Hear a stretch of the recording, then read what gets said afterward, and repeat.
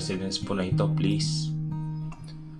Saad ko kay Manong na nagdadrive habang si Killian naman ay natutulog at inaapoy ng lagnat. Agad ko siyang binuhat kanina kahit sobrang bigat niya at sinakay sa taxi. Wala sa plano ko na dalhin siya sa ospital dahil hindi ko na talaga alam at mas lalong hindi ko planong pumunta sa mansyon nila. Pero no choice ako. Maganda na din na maalagaan na lang siya sa bahay. Napatingin naman ako sa kanya nang bigla siyang gumalaw at nagsalita. Riz, mag-usap tayo. Nakatulog na rin siya matapos niyang sabihin ang katagang niyon. Naawa naman ako sa sitwasyon niya, pero kahit sa sarili ko, nais kong tanungin kung handa na ba talaga ako. Makalipas ang ilang minuto sa biyahe, nakarating na rin kami sa address niya. Namangha naman ako, pero nag-focus na muna ako sa kanya. Nataranta naman ang mga gwardyang bantay nila, tinulungan ako. Ma'am, ano po nangyari? Lasing po ba si sir? Umiling naman ako at sinabi na nabasa sa ulan. Nagitla naman ang mami ni Killian nang makita niya kami. Iha, nagkabalikan na kayo? Please, anong nangyari sa anak ko? Bakit siya ganyan? Papaliwanag ko po mamaya. Saan po ba yung kwarto niya? Nataranta naman si mama, tinulungan kami at inakyat si Killian. Patawarin niyo po ako dahil sa akin nagkasakit po siya. Saad ko habang pinupunasan si Killian. May malalim na dahilan ng anak ko para magpabasa sa ulan. Saad niya at tingin sa akin. Nagkausap na ba kayo? Umiling naman ako kaya napabuntong hininga siya. Sige, pagkatapos mo dyan, sumunod ka sa akin sa garden. Tumango na lang ako, tinapos na ang ginagawa. Manang, saan po yung daan sa garden? Ay, good morning po ma'am. Diretso lang po kayo tapos kaliwa. Nagpasalamat naman ako at pinagpatuloy na ang paglalakad. Iha, gusto ko sana si Killian na magpaliwanag sa iyo lahat. Pero nais ko sana na mag-aayos kayo at itama nyo na ang lahat ng nasira sa inyo. Napakunot naman ang noo ko pero nagpatuloy lang siya. Alam kong umalis ka dahil sa nalaman mong buntis si Cassie. Pero hindi totoo yun. Walang katotohanan yun. Pati nga kami ni Killian nagalit na sobre dahil sa mga kasinungalingan niya. Matagal na rin gustong tapusin ni Killian ang engagement nila pero lagi siyang binablockmail ni Cassie na magpapakamatay daw ito. O kaya naman papatay niya ang gusto ni Killian. Ha? Ibig pong sabihin wala pong nangyari sa kanila at wala pong baby? Oo, Iha. Nais din ang pinsan ni Killian na magkaayos na kayo. Naging basagulero si Killian dahil nga sa iniwan mo siya. Nalaman din kasi niya na may bago ka na daw. Base sa naimbestigahan namin. Ano po? Pinapasundan niyo po ako? Sana makatulong ako sa info na binigay ko sa iyo. Madami pang gustong sabihin si Killian eh. Sana naman pakinggan mo na ang anak ko. Nataranta naman ako nang biglang lumuhod si tita. Kaya agad ko siyang pinatayo. Tita, hindi niyo naman po kailangan gawin yan. Kakusapin ko na po siya basta gumaling po siya. Konsensya po ako baka lumala yung lagnat niya. Mami, asan si Riz? Please, mag-usap na tayo.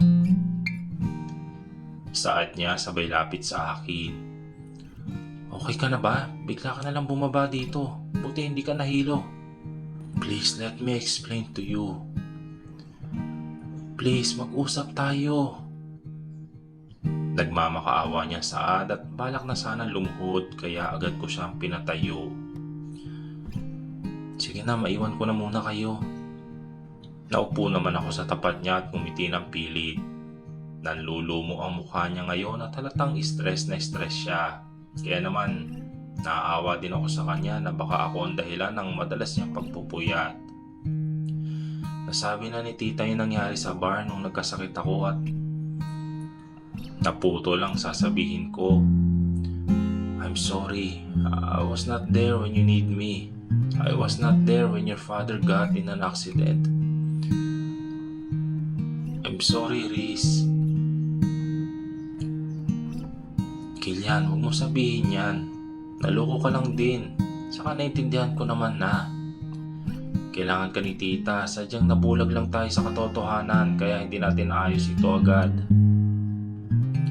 Oo, pero may kasalanan pa rin ako kaya iniwan mo ko. Kaya gusto ko nang maayos natin ang nakaraan at magsimula ulit, Tris. After all these years, ikaw pa rin talaga.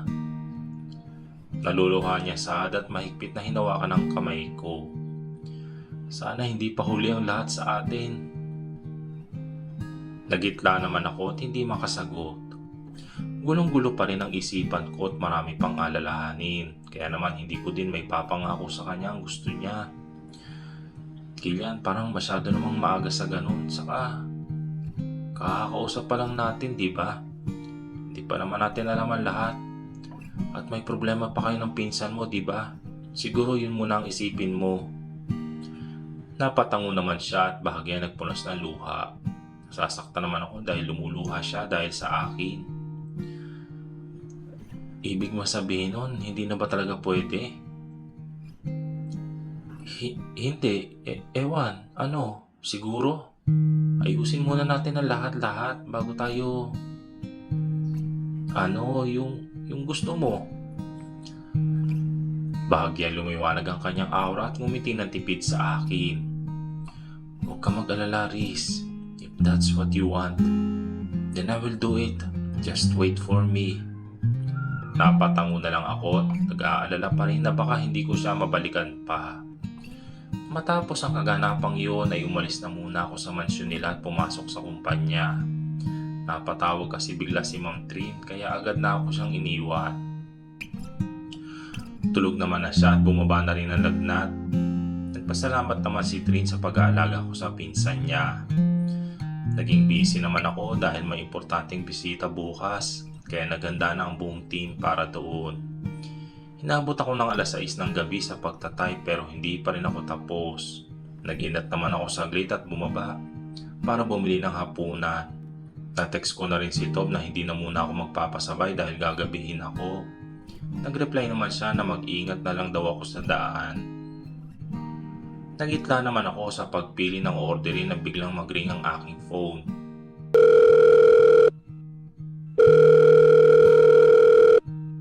Hello Riz, anak. Sabi ni Mama sa kabilang linya. Hello Mama, ano po yun? Nag-aalala lang kami anak. Kanina ka pa namin kasi tinetext kung nasaan ka. Kumain ka na ba? Kakain pa lang po. Kayo Mama, pasensya na ha. Mama, busy po kasi ako kanina. Ayos lang yon anak. Basta huwag magpapagabi at mag-iingat sa daan ha. O siya, sige, paalam na. Nagpaalam na rin ako at dinala na ang takeout na aking in-order. Makalipas ang 2 oras ay natapos na rin ako. At inayos na sa table ni Ma'am. Nauna naman daw siya dahil may importante daw siyang asikasuhin. Kaya naman matapos ang lahat ay nagpasya na rin akong umuwi. Itutuloy.